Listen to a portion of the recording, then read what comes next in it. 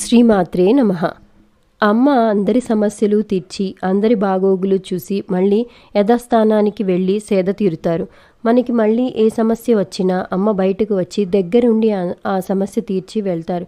ఎందుకంటే ఏ దేవత అయినా కొద్దిగా సమయం చూపిస్తారేమో కానీ అమ్మ కాబట్టి వెంటనే పలుకుతారు.